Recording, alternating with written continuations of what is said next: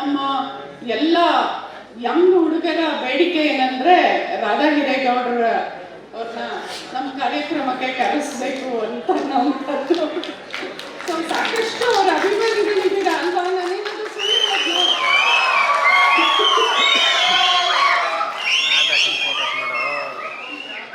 So ಇವರ ಈ ಅಭಿಮಾನಿಗಳ ಈ ಶಿಲ್ಲೆಗಳ ಒತ್ತಾಸೆಯ ಮೇರೆಗೆನೆ ನಾವು ರಾಧಾ ಹಿರೇಗೌಡರನ್ನ ಈ ಕಾರ್ಯಕ್ರಮಕ್ಕೆ ಸ್ವಾಗತಿಸ್ತೀವಿ.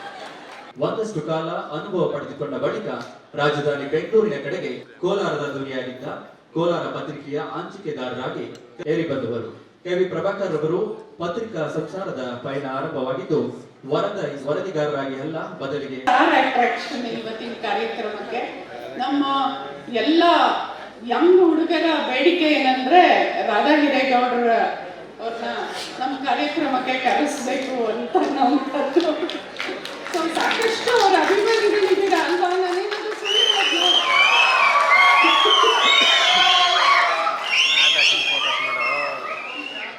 ಸೊ ಇವರ ಈ ಅಭಿಮಾನಿಗಳ ಈ ಶಿಲ್ಲೆಗಳ ಒತ್ತಾಸೆಯ ಮೇರೆಗೆನೆ ನಾವು ರಾಧಾ ಹಿರೇಗೌಡರನ್ನ ಈ ಕಾರ್ಯಕ್ರಮಕ್ಕೆ ಸ್ವಾಗತಿಸ್ತೀವಿ.